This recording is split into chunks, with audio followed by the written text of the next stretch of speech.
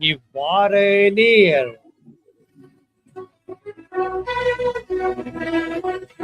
மற்றும் இவ்வாறு நீர்ச்சியில் உங்களை அன்போடு சந்திப்பது ஜே சந்திரா.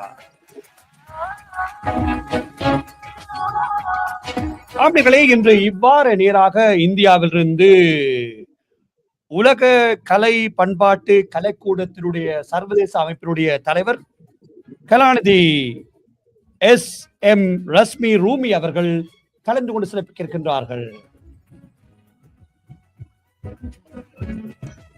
ஆண்டுகளே, அவர் இணையத்துடன் இணைந்திருக்கிறார். அவரை இப்பொழுது வானொலியில் இணைத்துக் கொண்டிருக்கிறோம். வணக்கம் திரு ரஸ்மி ரூமி அவர்களே. வணக்கம். வணக்கம் சார், எப்படி இருக்கீங்க? நல்லா இருக்கீங்களா? நல்ல சுகமா இருக்கிறோம். நீங்க எப்படி இருக்கிறீங்களா ஐயா? நல்லா இருக்கிறோம். நல்ல சுகம், நல்ல சுகம். முக்கியமாக முதலில் தமிழ்நாட்டில் நடைமுறை இருக்கின்ற ஆட்சி மாற்றத்தோடு எல்லோரும் இருக்கின்ற வேளையில் நீங்கள் இந்த நிகழ்ச்சியில் இணைந்து கொண்டமைக்காக என்னுடைய நன்றிகளையும் பாராட்டுகளையும் முன்கூட்டியே தெரிவித்துக் கொள்கிறேன் ஐயா. மிக்க மகிழ்ச்சி ஐயா. ஆம் நேர்களே, இவர் வேறு யாருமல்ல, கலாநிதியாக அவருடைய தந்தையாரை பற்றியும் நாங்கள் பேச இருக்கின்றோம். சொல்லுங்களேன், எவ்வாறு இந்த கலையோடு அல்லது பண்பாட்டோடு உங்களை இணைத்துக் கொண்டீர்கள்? எவ்வளவு காலமாக இந்த நிகழ்வோடு அல்லது இந்த அமைப்போடு நீங்கள் பயணித்துக் கொண்டிருக்கீர்கள் ஐயா? அதாவது நம்மளுடைய தமிழ் ஆஸ்திரேலியா பிராட்காஸ்டிங் உங்களுடைய சேனல் நேயர்களுக்கு என்னுடைய மனமார்ந்த நன்றியினை தெரிவித்துக் கொள்கின்றேன். முதல்ல நான் சொல்ல வேண்டியது என்னவென்றால், என்னுடைய தந்தையாரை பற்றி. என்ன தந்தை இல்லை என்றால் நான் இல்லை, அதான். என்னுடைய தந்தையார் மறைந்த சங்கநாத செம்மல் காயல் ஷேக் முகமது அவர்கள். அதாவது ஈச்சை மரத்து இன்பச் சோலையில் நபி நாதரை இறைவன் தந்தான் அந்த நாளையில் என்ற பாடலை பாடிய தந்தையார் போன்ற 1300க்கு மேற்பட்ட பாடல்களை பாடியிருக்கின்றார்கள். அது மட்டுமல்லாமல் சினிமா துறையில் முதலில் என் தந்தையாரை அறிமுகம் செய்து வைத்தவர் மறைந்த பாரத ரத்னா புரட்சி தலைவர் எம்ஜிஆர் அவர்கள். சிரித்து வாழ வேண்டும் என்ற திரைப்படத்தில் TMS சவுந்தரராஜன் ஐயாவும் பி சுசீலா அம்மாவும் என்னுடைய தந்தையார் அவர்களும் சேர்ந்து அந்த பாடலை பாடினார்கள். உலகம் என்னும் நாடக மேடையில் நான் ஒரு நடிகன் அப்படின்னு அந்த பாடல் வரும். அதுல மண்ணில் மறைவாக எந்த விதை போட்டாலும் போட்ட விதை என்னவென்று மரம் வளர்ந்து காட்டாதோ, அது முதல் படம். புரட்சி தலைவர் தான் அறிமுகப்படுத்தினாங்க. அதுக்கு அடுத்த படம் KJ யேசுதாஸ் அவர்களும் என் தந்தையாரும் சேர்ந்து ஒரு பாடிய பாடம். மூன்றாவது படம் எம்ஜிஆர் அவர்கள் கட்சி புதுசா ஆரம்பிச்சாங்க 73ல 72ல. அப்போது ஒரு படம் வந்துச்சு, மக்கள் என் பக்கம். அந்த படம் வெளிவரல. அப்புறம் நம்ம எம்ஜிஆர் அவர்கள் புரட்சி தலைவர் ஆட்சியை பிடிச்சிட்டாங்க. அதுல ஒரு பாடல் பாடுறாங்க என் தந்தையார், யார் பக்கம் யார் போனால் என்ன மக்கள் என் பக்கம் அப்படின்னு அந்த பாடல் வரும். வரிகள் கண்ணதாசன் அவர்களுடைய வரிகள். அதற்கு அப்புறம் 4வது படமாக சூப்பர் ஸ்டார் ரஜினிகாந்த் அறிமுகம். அதாவது கமல்ஹாசன் சார் அதுல ஹீரோ. அபூர்வ ராகங்கள், அதுல ஒரு பாடல், கை கொட்டி சிரிப்பார்கள் ஊரார் சிரிப்பார்கள் அப்படின்னு வரிசையா வரும் அந்த பாடல். அப்புறம் ஓடுகிற வண்டி ஓட ஒத்துமையா 2 மாடு, ஒன்ன விட்டு ஒண்ணு பிரிஞ்சா என்ன ஆகும் எண்ணிப்பாரு.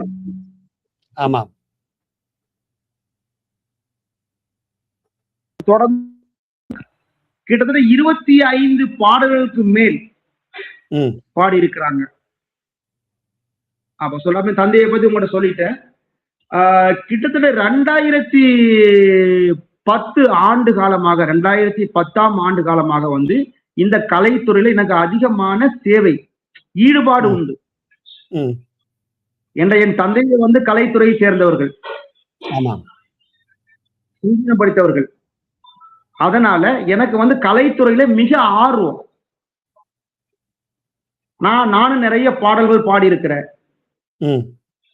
அப்படி இருக்கும்போது இந்த கலைத்துறையை வந்து நம்ம அடுத்த கட்டத்துக்கு கொண்டு போகணும். நம்மளுடைய பாரம்பரிய தமிழ் கலைகளை நம்ம அடுத்த லெவல்ல கொண்டு போகணும்னு சொல்லி பல அமைப்புகளோட நானும் சேர்ந்து பணியாற்றினேன். 2023ஆம் ஆண்டு நாம் தனியா ஒரு அமைப்பை தொடங்க வேண்டும். உலக தமிழ் கலை பண்பாட்டு கலைக்கூடம் என்ற ஒரு அமைப்பை தொடங்க வேண்டும் என்ன வந்துச்சு. அதனால தொடங்கி அதுல பாரம்பரிய தமிழ் கலைகள், அழிந்து வரும் தமிழ் கலைகளை உத்வேகம் கொடுத்து நம்ம மீள்குடி செய்யறோம். இப்போ தமிழ்நாட்டை பொறுத்த வரைக்கும் நிறைய கிராமங்கள்ல அந்த கலைகள்லாம் இருக்குது. நிறைய பேர் வேற வேற வேலைக்கு போறாங்க. இந்த கலைகள்ல ஒன்றும் நமக்கு எந்த வருமானமும் இல்லை. இப்ப அவர்களெல்லாம் நம்ம சந்திச்சு நம்ம அமைப்பு சார்பாக அவர்களை பல மேடைகளை கொடுத்து அந்தந்த அரசாங்கத்துக்கு, அந்தந்த மாவட்ட கலெக்டர்களுக்கு, ஆளுநர்களுக்கு, மாவட்ட ஆட்சியாளர்களுக்கு நம்ம தெரியப்படுத்துறோம். மேடை ஏத்தி தெரியப்படுத்தும் போது அப்ப இந்த ஊர்ல இந்த கிராமத்துல இப்படிப்பட்ட திறமையானவர்கள் இருக்கிறாங்க பாரம்பரிய கலைகளை வச்சு. அப்ப அதன் மூலம் அரசாங்க ரீதியாக அவங்க உதவி பெற வாய்ப்புகள் கிடைக்குது. இது போன்ற கலைகளை தொடர்ந்து ஒவ்வொரு மாநிலங்கள், ஒவ்வொரு கிராமங்கள், தமிழ்நாட்டிலே பல கிராமங்கள் நம்ம செய்துட்டு வர்றோம். அது இல்லாம இலங்கை, மற்ற நாடுகள், லண்டன் போன்ற நாடுகள் நம்ம அப்படி செய்துட்டு வர்றோம். சரி, அப்ப இது பதிவு செய்யப்பட்ட அமைப்பென்று இந்தியாவில் இருக்கின்றதா அல்லது எங்கு பதிவு செய்யப்பட்ட அமைப்பாக இருக்கின்றது இந்த உலக கலை பண்பாட்டு மையம்? இது 2023ஆம் ஆண்டு தமிழ்நாட்டு அரசு பதிவியல் தமிழ்நாட்டுல பதிவு செய்திருக்கோம். அது போக டெல்லியிலையும் பதிவு செய்திருக்கிறோம். ஒன்றிய அரசு, மத்திய அரசுலையும் நம்ம பதிவு பண்ணியிருக்கிறோம். அது போக அமெரிக்கால நியூயார்க்லயும் பதிவு பண்ணியிருக்கிறோம். சரி சரி.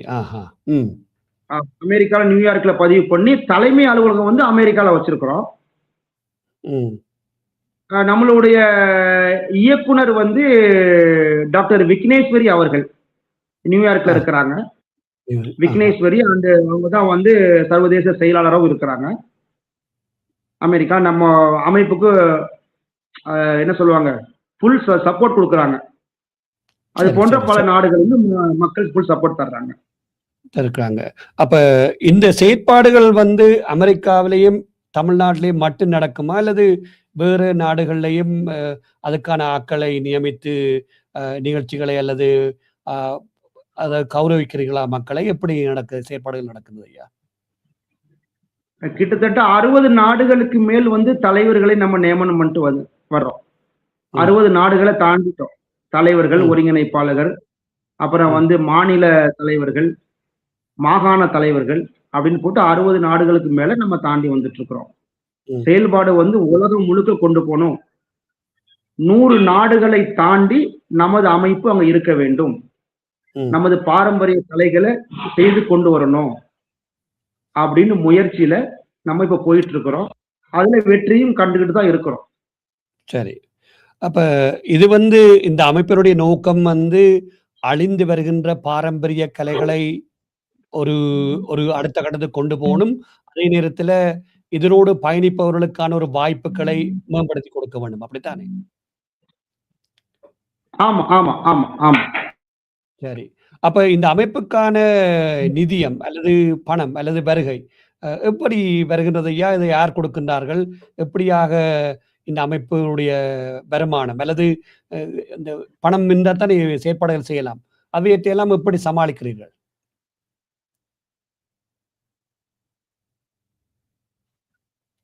அதாவது நமது அமைப்பை சேர்ந்தவர்கள் சார் கேக்குதா? கேக்குது, பேசுங்க பேசுங்க, கேக்குது, பேசுங்க. நமது அமைப்பை சேர்ந்த தலைவர்கள், செயலாளர்கள், முக்கிய பொறுப்பில் இருப்பவர்கள் நம்ம அவங்கவுங்க முடிந்த ஒரு உதவியை செய்கின்றார்கள். ம். அந்த உதவி மூலம் நாங்கள் இந்த நிகழ்ச்சியை நடத்தி கொண்டு இருக்கின்றோம். சரி, சரி. இதுவரை நல்லது. வெளியில் இன்னும் நம்ம எந்த ஒரு தொகையோ, டொனேஷனோ இன்னும் பெறவில்லை. உங்களை ம், போன்ற ம், ஒரு நல்ல மனிதர்கள் இந்த அமைப்பை செய்யுங்க அப்படின்னு ம். சொல்லும்போது, இப்ப நீங்க ஆஸ்திரேலியால இருந்து நீங்க சொல்றீங்க, நமக்காக வேண்டி நீங்க ஒரு இன்டர்வியூ குடுக்குறீங்க, பண்றீங்க. உங்களை போன்ற நல்ல மனிதர்கள் நம்ம அமைப்புல இருக்கும்போது, அது அடுத்த கட்டத்துக்கு போகுது. ஆமாம். ம், ம். அதனால சில பேர் தரும் நபர்கள், அதாவது ஒரு உதவித்தொகையா தர்றாங்க, டொனேஷனா தரும்போது, அத நம்ம பெற்றுக்கொள்றோம். ஆஹா. சரி, சரி. ம். அதாவது மேக்ஸிமம் நம்மளுடைய அமைப்பை சேர்ந்தவங்க தான் சேர்ந்து பண்றது. நம் கை காசு போட்டு செய்யறது. செய்கிறது. அப்படிதான் நிச்சயமா. இதுவரைக்கும் செய்து கொண்டிருக்கிறீங்க. ஆமா, ஆமாம். அதாவது சொல்லுவார்களே, அந்த பொது வேலைகளில் அல்லது சமூக தொண்டு ஆற்றுபவர்களுடைய சேவை அப்படித்தான் இருக்கும். அதாவது எந்த விதமான ஊதியமும் இல்லாமல் தங்களுடைய பணத்தை இட்டு, தங்களுடைய நேரத்தை செலவழித்து சமூகத்துக்காக செய்கிறது தான் அந்த பொது அமைப்புகளில் பலர் ஈடுபட்டு வருகிறார்கள். அந்த வகையில பாராட்டுக்கள் கலாநிதி ரஸ்மி அவர்களே. இது இலகுவான காரியமல்ல. நீங்கள் தொடர்ச்சியாக பயணித்துக் கொண்டிருக்கிறீர்கள் கடந்த 3, 4 வருடங்களாக. அத்தோடு மட்டுமல்லாமல் வேறு நாடுகளுக்கும் சென்று உங்களுடைய பங்களிப்பையும் செய்து வருவதாக அறிகின்றோம். பாராட்டுக்கள். நல்லொரு விடயமாக செய்து கொண்டு வருகிறீர்கள். உங்களுடைய தந்தையார் விட்ட பணியை நீங்கள் வேறொரு வழியில் செய்து கொண்டிருக்கிறீர்கள். எனக்கு ஒரு கேள்வி ஐயா. இப்ப நீங்கள் தந்தையார் போல் பாடல்கள் பாடுவது அல்லது அதுக்கான முயற்சிகளில் ஈடுபடவில்லையா?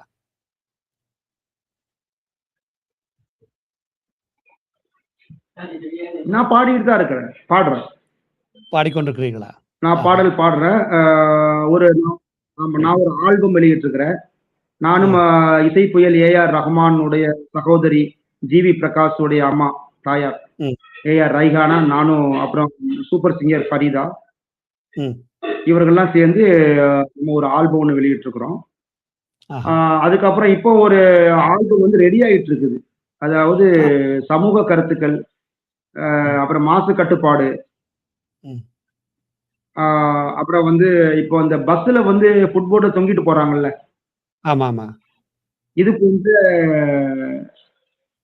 சமூகத்துக்கு விழிப்புணர்வு பாடலை கொடுக்கணும் அப்படின்ட்டு அந்த பாடல் ஒரு 10 பாடல நாங்க இப்ப தயார் பண்ணிக்கிட்டு இருக்கிறோம். விரைவில் அதுவும் வெளியாகும். சரி. இப்ப உங்களுடைய பாடல்களை பார்க்க வேண்டுமென்றால், கேட்கணுமெண்டா நேர்கள் எங்க போய் பார்க்கலாம்? அல்லது ஏதாவது இணையத்தில அல்லது யூடியூப் சேனல்ல எங்கேன்னு இருக்கிறதா? உங்களுடைய பாடல்களை பார்க்கணும் என்றால் நேர்கள் எங்கு போய் பார்க்கலாம்னு சொல்லுங்களேன். அதாவது ரஸ்மி ரூமி அப்படின்ட்டு யூடியூப்ல நீங்க அடிச்சா வந்துரும். நம்ம என்னென்ன சேவைகள் பண்ணியிருக்கிறோம், என்னதெல்லாம் நம்ம பண்றோம், தமிழுக்காக வேண்டி என்ன பண்றோம், கலைகளுக்காக வேண்டி என்ன பண்ணிக்கிட்டு இருக்கிறோம், அப்புறம் நம்ம பாடிய பாடல் எல்லாமே மொத்தமா வந்துரும். மொத்தமா வந்துடும். சரி. நல்ல ஒரு விடயம். ஆமா. யூடியூப்ல ரஸ்மி ரூமி, டாக்டர் ரஸ்மி ரூமின்னு டைப் பண்ணா வந்துரும். டைப் பண்ணா வந்துடும். நல்ல ஒரு விடயம். இப்ப அதே வேளையில உங்களுக்கு பல நாடுகளிலும், பல இடங்களிலும் பல விருதுகளை பெற்றதாக அறிகின்றோம். விருதுகள் பலவாக இருந்தாலும், உங்களுக்கு பிடித்தமான அல்லது மனதை சந்தோஷமான விருது என்றால் எந்த விருதை குறிப்பிடுவீர்கள் ஐயா? எனக்கு 2013ல முதல்ல ஒரு ஆல்டர்னேட்டிவ் மெடிசன்ஸ்ன்னு சொல்லி ஒரு பல்கலைக்கழகம் இருக்குது. அதுலேருந்து எனக்கு டாக்டரேட் கொடுத்தாங்க. முதல் டாக்டரேட் என்னுடைய கலாநிதி பட்டம் 2013ஆம் வருடம். அது என்னால மறக்கவே முடியாது. அதுக்கப்புறம் 10 பல்கலைக்கழகத்திலிருந்து 10 கலாநிதி பட்டம் கொடுத்துட்டாங்க. கௌரவ கலாநிதி பட்டம். கௌரவ கலாநிதி பட்டம் கொடுத்துட்டா, நம்ம சமூக சேவை கொடுத்துட்டாங்க. ஆனாலும் அந்த முதல்ல அதாவது 13 வருஷத்துக்கு முன்னாடி 2013ஆம் ஆண்டு சென்னையில வச்சு கொடுத்துருந்தாங்க. ஆல்டர்னேட்டிவ் மெடிசன்ஸ் அப்படின்ட்டு ஒரு பல்கலைக்கழகம் இருக்குது. அதுல இருந்து கொடுத்தாங்க. எனக்கு, நடிகர் சின்னி சேர்ந்த ஐயாக்கெல்லாம் கொடுத்திருந்தாங்க. அப்ப அதை என்னால மறக்க முடியாது. நிச்சயமா. அது போன்று தொடர்ந்து ஒரு 200க்கு மேற்பட்ட விருதுகளும் வாங்கிட்டேன். உலகத்துல ஒரு 11 நாடுகள்லயும் வாங்கியிருக்கிறேன். இந்தியாவிலும் நிறைய விருதுகள் வாங்கிட்டேன். அப்புறம் முதலமைச்சர், அப்புறம் மத்திய அமைச்சர்கள், கவர்னர்கள் போன்ற எண்ணற்ற நபர்களிடம் நான் விருது வாங்கியிருக்கிறேன். நிச்சயமா. ம். ஆம் நேயர்களே, ஒரு சில இடைவேளைக்கு பின்னர் நாங்கள் மீண்டும் கலாநிதி ரஸ்மியுடன் இணைந்து பேச இருக்கிறோம். நேயர்களே, நீங்களும் இந்த நிகழ்ச்சியில் உலகத்தின் எந்த மூலையிலும் கேட்டுக்கொண்டோ, பார்த்துக் கொண்டோ இருந்தால், கலந்து கொண்டு உங்களுடைய துறை சார்ந்து கலந்துடன் சிறப்பிக்கலாம். நீங்கள் செய்ய வேண்டியதெல்லாம் ஒன்றே ஒன்று, உங்களுடைய விருப்பத்தை எங்களுக்கு மின்னஞ்சலூடாக அனுப்பி வைக்க வேண்டும். நீங்கள் மின்னஞ்சல் செய்ய வேண்டிய முகவரி atbcsongs@hotmail.com என்பதையும் உங்களுக்கு மீண்டும் அறிய தருகின்றோம். இந்த நிகழ்ச்சியானது பிரதி திங்கட்கிழமையில் சிட்னி நேரம் இரவு 9:30 அதாவது மாலை இரவு ஏடிபிசியுடைய தனிப்பட்ட வானொலியூடாகவும், ஏடிபிசியுடைய இணையதளம், ஏடிபிசியுடைய யூடியூப் சேனல் மற்றும் ஏடிபிசியுடைய முகநூல் வாயிலாகவும் சமகாலத்தில் எடுத்து வரப்படுகிறது. ரஷ்மி அவர்களே, எனக்கு இன்னொரு கேள்வி ஒன்று வருகிறது. இப்ப உங்களுடைய அமைப்புகளால் பல நாடுகளிலும் பல நிகழ்ச்சிகளை எல்லாம் ஒழுங்கு செய்து வருகிறீர்கள் ஐயா. இப்ப நிகழ்ச்சிகளுக்கு அப்பால மாநாடுகள் அல்ல கருத்தரங்குகள் என்று ஏதாவது செய்கிறீர்களா, அல்லது அதனுடைய செயற்பாடுகள் எப்படி இருக்கின்றது? இப்ப நம்ம வந்து ஒரு நிகழ்ச்சி வைத்தாலே வந்து கலை நிகழ்ச்சி மட்டுமல்ல, அது போக வந்து பட்டிமன்றம், சமுதாயத்துக்கு தேவையான ஒரு பட்டிமன்றத்தை நம்ம நடத்துறோம். அது போன்ற சமூகத்துக்கு தேவையான நிகழ்ச்சியை தான் கொடுக்கிறோம். ஒன்லி கலை நிகழ்ச்சியோட போகாம இதெல்லாம் சேர்த்து தான் பண்றோம். சரி. அப்ப இப்ப எந்த நாட்டுல ஒரு நிகழ்ச்சி நடந்தாலும் இப்படியான ஒரு ஒரு ஒரு வடிவத்துல கொண்டு போவோம், அப்படித்தானே? இப்ப ஆஸ்திரேலியால, இலங்கையில நடந்தா என்ன, அமெரிக்கால நடந்தா என்ன, இப்படி ஒரு வடிவமைப்புல நிகழ்ச்சிகள் ஒழுங்கமைக்கப்படும். ஆமா. இப்போ ஒவ்வொரு நாடுகளையும் பண்ணும்போது, ஒவ்வொரு நாடுகள்லயும் இந்த நிகழ்ச்சி, கலை நிகழ்ச்சி நடக்கும்போது, அந்த கலை நிகழ்ச்சியில பங்கு கொள்றவங்களுக்கும் நம்ம வந்து விருது வழங்கி, சான்றிதழ் வழங்கி, பதக்கம் வழங்கி, அவங்கள வந்து நம்ம கௌரவிக்கிறோம். அது போன்று நம்ம அந்த நிகழ்ச்சிக்கு முக்கிய விஐபியா வருவாங்க, அந்த நிகழ்ச்சிக்கு வந்து சிறப்பு செஞ்சிருப்பாங்க, அவர்களையும் நம்ம வந்து முக்கியமான விருதுகள்லாம் கொடுத்து நம்ம கௌரவிச்சு நம்ம செய்யறோம். சரி, நல்ல ஒரு விடயம் ஐயா. இப்ப இன்னொரு கேள்வி ஐயா. இப்ப நீங்க ஏற்கனவே சொல்லியிருந்தீங்க, இப்ப 100 நாடுல உங்களுடைய அமைப்பு ரீதியாக ஆட்களை நியமித்திருப்பதாக அறிகின்றோம். ஆஸ்திரேலியாவில் இதுவரைக்கும் ஏதாவது அப்படியான அமைப்புகள் அல்லது ஆட்களை நியமித்து விட்டீர்களா? ஆஸ்திரேலியா ஒரு நாட்டுக்கு அப்பால் ஒரு கண்டமாக இருக்கின்றது, ஒவ்வொரு மாநிலங்கள் தூரமாக இருக்கின்றது. என்ன திட்டம் வச்சுக்கிறீர்கள் ஐயா ஆஸ்திரேலியா பொறுத்தவரையில்? ஆஸ்திரேலியால வந்து நம்ம சாந்தா ஜெயராஜ் சொல்லி ஒரு மேடம் இருக்காங்க, அவங்கள வந்து தலைவியா நம்ம போட்டிருக்கிறோம் ஆஸ்திரேலியாவுக்கு. இப்ப வந்து சிட்னி மாகாணத்துக்கு இப்ப தலைவர், செயலாளர், ஒருங்கிணைப்பாளர் வந்து நம்ம விரைவில் வந்து அறிவிக்க போகிறோம். நல்ல ஒரு விடயம். சரி, இப்ப எனக்கு இன்னொரு பக்கம் ஒரு கேள்வி. இப்ப நிலையம் இருக்குது. இப்ப நான் ஏற்கனவே குறிப்பிட்டது போலவே நம்ம தமிழாக்கள் இருக்கிற இடம் வந்து இப்ப மாநிலங்கள், இப்ப இந்தியால தமிழ்நாடு இருப்பது போல இங்கு வேறு மாநிலங்களும் இருக்கின்றது ஐயா. அதாவது பிரிஸ்பன் பக்கத்துல குயின்ஸ்லாந்து மாநிலத்துல இருக்குது, பெர்த் பக்கத்துல மேற்கு பக்கத்துல மாநிலங்கள் இருக்கிறது. இப்ப அங்கேயும் கொஞ்சம் தமிழாக்கள் வாழ்கிறார்கள். ஆனால் எனக்கு தெரியவில்லை எப்படியாக நீங்கள் செய்ய போறீர்கள்னு சொல்லி. ஆக விக்டோரியாவில் தான் மெல்பர்னில் இருக்கிறது, சிட்னி நியூ சவுத் வேல்ஸ் மாநிலத்தில் சிட்னி இருக்கின்றது. அப்ப எதிர்வரும் காலத்தில் அங்கு மக்கள் கூடுதலாக கேள்வி வந்தால் அங்கும் அதற்கான இயக்குநர்களை அல்லது தலைவர்களை நியமிப்பீர்களா, அல்லது எப்படி நடக்க போறது ஐயா? நிச்சயமாக. அதாவது இப்ப சிட்னில நம்ம போட போகிறோம், சிட்னில தலைவர் போட போகிறோம், செயலாளர் போட போகிறோம், துணைத் தலைவர் போட போகிறோம், ஒருங்கிணைப்பாளர் போட போகிறோம்.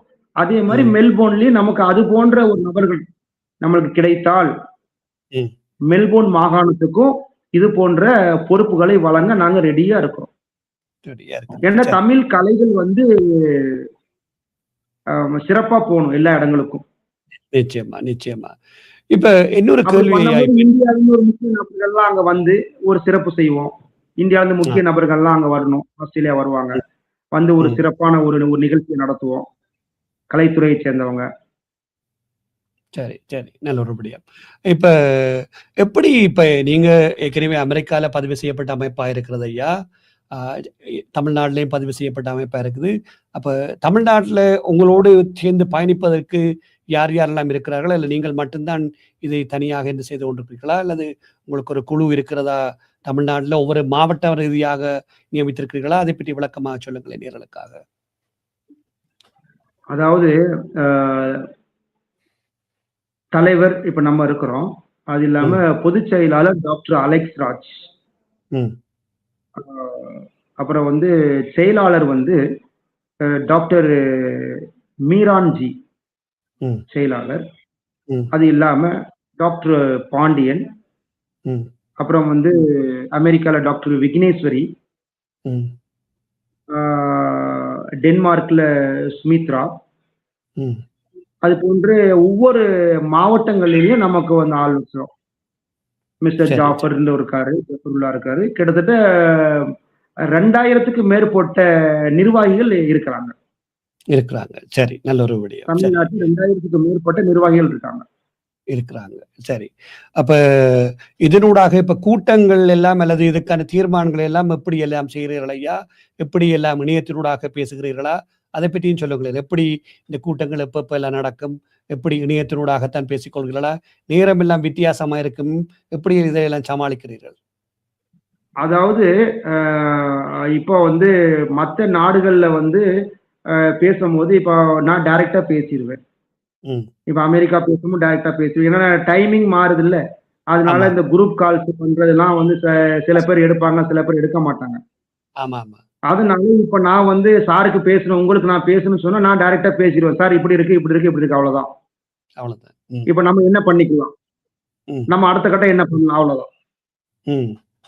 இதை வெளிநாட்டுல நான் கன்சல்ட் பண்ணும் போது நான் தனிப்பட்ட முறையில பேசிடுவேன். ஏன்னா இதுக்கு நம்ம ஒரு குரூப் கால் போட்டு குரூப் கால்ல 10 பேர் 10 பேர் அதுல இருப்பாங்க. அதுல வர்றவங்க 3 பேர் வருவாங்க. அப்ப டைமிங் வந்து நம்ம ஒண்ணும் சொல்ல முடியாது. அதனால தனிப்பட்ட முறையில அவங்க கிட்ட பேசிக்கிறது. அப்புறம் இந்தியாவை பொறுத்த வரைக்கும் நம்ம சென்னையில ஒரு மீட்டிங் மாதிரி போட்டு ஒரு 15 முக்கியமான மெம்பர்ஸ் மட்டும் வருவாங்க. அந்த மெம்பர்ஸை வச்சு நம்ம முடிவு பண்ணிடுவோம் என்ன பண்ணிக்கலாம். நல்ல ஒரு விடயம். மற்றது நாங்கள் கேள்விப்படுறோம் ஐயா, இப்ப இந்தியாவிலே போலமல்லாமல் இலங்கையிலேயும் சில செயற்பாடுகளை செய்ததாக இருக்கின்றோம். இலங்கையில எப்படியான செயற்பாடுகளை நீங்கள் இதுவரை செய்திருக்கிறீர்கள்? அதை பற்றியும் சொல்லுங்களேன். இலங்கையை பொறுத்த வரைக்கும் ஏஆர்எஸ் இன்டர்நேஷனல் ஆர்கெஸ்ட்ரா என்னுடைய தந்தையார் பேர்ல வந்து ஆரம்பிச்சு உலகம் முழுவதும் அது நடந்துட்டு இருக்குது. இசை கச்சேரிகள். அதுவும் நம்ம உலகத்தமிழ் பண்பாட்டு கழகம் சேர்ந்து இணைந்து 2023ஆம் ஆண்டு இறுதியில் என்று நினைக்கின்றேன், ஹட்டன் மலையகத்துல ஹட்டன் ஊர்ல வந்து மாபெரும் ஒரு இசை நிகழ்ச்சி வந்து 14 மணி நேரம் பண்ண உலக சாதனையை நோக்கி பாடுவோர் பாடலாம் அப்படின்னு ஒரு 100 பாடகிகளை நம்ம வந்து கிட்டத்தட்ட வந்து ஆடிஷன் எடுத்தோம். ஒரு 4 முறையா நான் இலங்கை போயிட்டு வந்தேன்.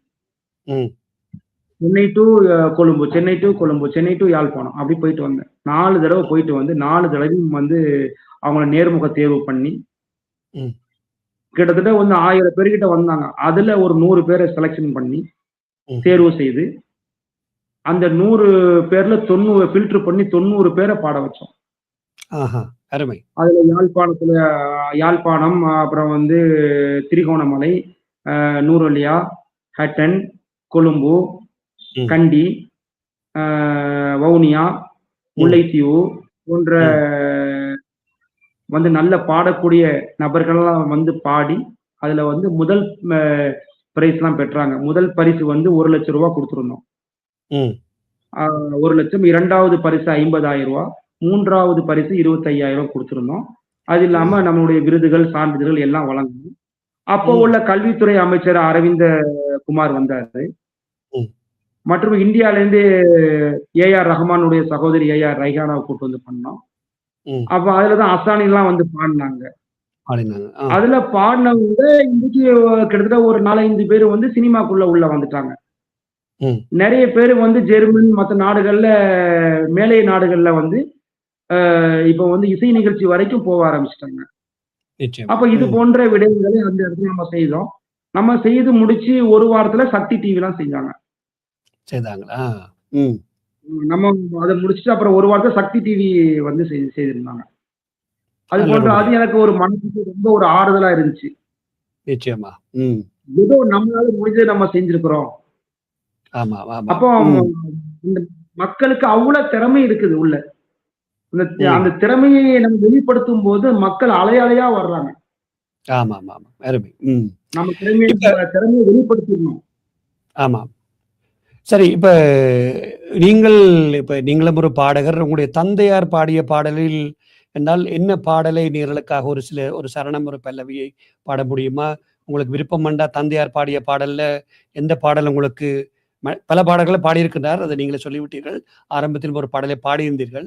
ஒரு சரணம் அல்லது ஒரு பல்லவியை தாருங்களேன் ஐயா நேர்களுக்காக. தந்தையார் பாடிய பாடல் நல்ல புகழ்பெற்ற பாடல் மண்ணுக்கேத்த மைந்தன் என்ற படத்துல ராமராஜன், குஷ்பு நடிச்சாங்க. தேனிசை தென்றல் தேவாவின் இசை. அதுல ஓடுகிற வண்டி ஓட. அது பாடுறேன். நிச்சயமா தாருங்க. ஓடுகிற வண்டி ஓட ஒத்துமையா 2 மாடு, ஒன்ன விட்டு ஒண்ணு பிரிஞ்சா என்னாகும் எண்ணி பாரு. ஓடுகிற வண்டி ஓட ஒத்துமையா 2 மாடு, ஒன்ன விட்டு ஒண்ணு பிரிஞ்சா என்னாகும் எண்ணி பாரு. ஓடுகிற வண்டி ஓட. தென்னை மரம் ஜாதிக்கோரு தேங்காயும் காய்ப்பதில்லை, கொள்ளையில வச்சமுள்ள குளம் பார்த்து பூப்பதில்லை. 1000 ஜென்மம் தேடி அன்பாலே ஒன்று கூடி சேர்வது காதல் தானே, பிரிப்பது பாவம் தானே. வெட்ட வெட்ட தலைக்கும் கொடி என்ன கொடி கூறம்மா, கட்டழகி கேளம்மா, காதல் கொடி தானம்மா. ஓடுகிற வண்டி ஓட ஒத்துமையா 2 மாடு, ஒன்ன விட்டு ஒண்ணு பிரிஞ்சா என்னாகும் எண்ணி பாரு. ஓடுகிற வண்டி ஓட. அருமையிலும் அருமை. உங்களுடைய தந்தையாருடைய குரல் அப்படியே தொலைக்கின்றது ஐயா. நாங்கள் எல்லாம் இளைஞர்களாக அல்லது இந்த படத்தை பார்த்திருக்கிறோம் யாழ்ப்பாணத்திலிருந்து. அந்த நினைவுகளை மீண்டும் கொண்டிருக்கிறீர்கள் ரஷ்மி அவர்களை. பாராட்டுக்கள் ஐயா. மகிழ்ச்சி. நிச்சயமாக நன்றிகள். நிறைவாக, அதாவது ஒரு மாநாடு ஒழுங்கு செய்திருப்பதாக அறிகின்றோம். சென்னையில் ஒரு மாநாடு வெகு விரைவில் நடக்க இருப்பதாக அறிகின்றோம். அந்த தகவலை பகிர்ந்து கொள்கின்றீர்களோடு. ஆமா, அதாவது வருகின்ற ஜூலை மாதம் 25ஆம் திகதி சென்னையில் நம்மளுடைய உலக தமிழ் கலை பண்பாட்டு கலைக்கூடத்தின் சார்பாக அகில இந்திய மாநாடு. இந்த மாநாடு நடைபெறுகின்றது. இந்த மாநாட்டுக்கு 10 நாடுகளில் இருந்து, அதாவது ஆஸ்திரேலியா உள்பட 10 நாடுகளில் இருந்து வருகை தர இருக்கின்றார்கள். ஏன்னா நீங்க கூட வரணும் இங்க அந்த மாநாட்டுக்கு. நிச்சயமா நான் இப்பவுமே அழைப்பு தர்றேன் மாநாட்டுக்கு. அதனால 10 நாடுகளுக்கு மேல வர்றாங்க. அது மட்டும் இல்லாம இங்க உள்ள மத்திய அமைச்சர்கள், இங்க உள்ள கலைத்துறையை சேர்ந்தவர்கள், தமிழ்நாட்டின் அமைச்சர்கள் போன்ற முக்கிய நபர்கள் எல்லாம் இந்த மாநாட்டில் கலந்து கொண்டு சிறப்புரையாற்ற இருக்கின்றார்கள். நமது பாரம்பரிய தமிழ் கலைகளை அந்த மேடையில் பிரதிபலிக்க நாங்க செய்கின்றோம். ஒரு வித்தியாசமான ஒரு மாநாடு இருக்கும். நிறைவாக இந்த நிகழ்ச்சியை பார்த்து கொண்டிருக்கிறார்கள் அல்லது கேட்டுக்கொண்டிருக்கிறார்களுக்கு இந்த உலக கலை மற்றும் பண்பாட்டு மையத்தினுடைய உலக தலைவர் என்ற வகையில நீங்கள் என்ன சொல்ல விரும்புகிறீர்கள் ஐயா? அதாவது நான் என்ன சொல்ல நினைக்கிறேன்னு சொன்னா, உலக தமிழர்கள் ஒற்றுமையாக வாழ வேண்டும். ஜாதி மதத்திற்கு அப்பாற்பட்டு தமிழ் பேசும் மக்கள் அனைவரும் தமிழர்கள் என்று இணைந்து செயல்பட வேண்டும். செயல்பட்டால் நாளை தமிழன் உலகை ஆளலாம். நிச்சயமா. சரியா? ஜாதி மதண்டு ஒரு பிரிவினையா இருந்துன்னு சொன்னா இப்படி பிரிஞ்சுட்டு தான் இருக்கணும். ஜாதி மதத்திற்கு அப்பாற்பட்டு தமிழ் பேசும் உள்ளங்கள் அனைவர்களும் இணைந்து நம்ம பல காரியங்களை செய்தால் தமிழன் உலகை ஆளலாம் அப்படின்ட்டு நான் என்னுடைய கருத்தை நான் சொல்றேன். நிச்சயமா. அருமையிலும் அருமை. நல்லது ஐயா. உங்க பலத்த வேலை பழக்களுக்கு மத்தியிலும் உங்களுடைய இந்த நேரத்தை ஒதுக்கி இந்த நிகழ்ச்சியில கலந்து கொண்டமைக்காக ஆஸ்திரேலிய தமிழ் ஒளிபரப்பு கொடுத்தாவனம் சார்பாகவும் இந்த நிகழ்ச்சியுடைய தயாரிப்பாளர் என்ற வகையில் என்னுடைய நன்றிகளையும் வாழ்த்துக்களையும் தெரியப்பட மட்டுமில்லாமல் உங்களுடைய கலை பயணம் மென்மேலும் வளர்ச்சியடைந்து இன்னும் நீங்கள் விரும்பியது போலவே இன்னும் பல நாடுகளில் இந்த வளர்ந்து வரும் கலைகளை அல்லது அழிந்து வரும் கலைகளை நீங்கள் மென்மேலும் மெருகூட்ட வேண்டும் என்று என்னுடைய நன்றிகளையும் வாழ்த்துக்களையும் உங்களுக்கு தெரிவித்துக் கொள்கிறேன் ஐயா. மிக்க மகிழ்ச்சி.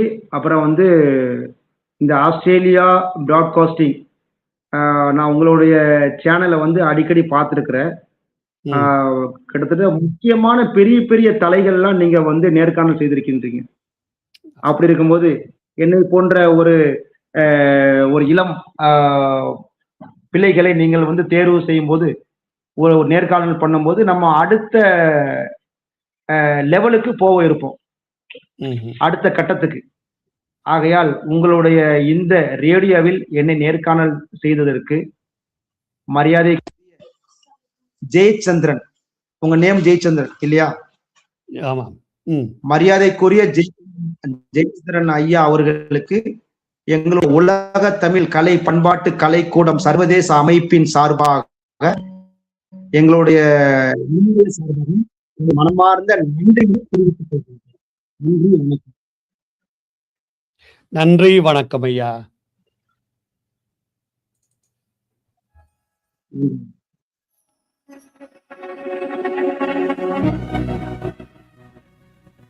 நீங்கள் இதுவரை கேட்டு பார்த்து ரசித்த நிகழ்ச்சி இவ்வாறு நேர். ஆமைகளே, இவ்வாறு நேராக கலந்து சிறப்பித்திருந்தார் இந்தியாவிலிருந்து உலக கலை மற்றும் பண்பாட்டு அமைப்பினுடைய உலக தலைவரான கலாநிதி ரஷ்மி ரூமி அவர்கள். மற்றொரு நிகழ்ச்சியில் உங்கள் அனைவரும் சந்திக்கும் வரை இனிய வாழ்த்துக்களும் வணக்கங்களுக்கு கூறி விடை பெற்று செல்லும் நான் உங்கள் அன்பின் AJ ஜெயச்சந்திரா. வணக்கம் நேயர்களே.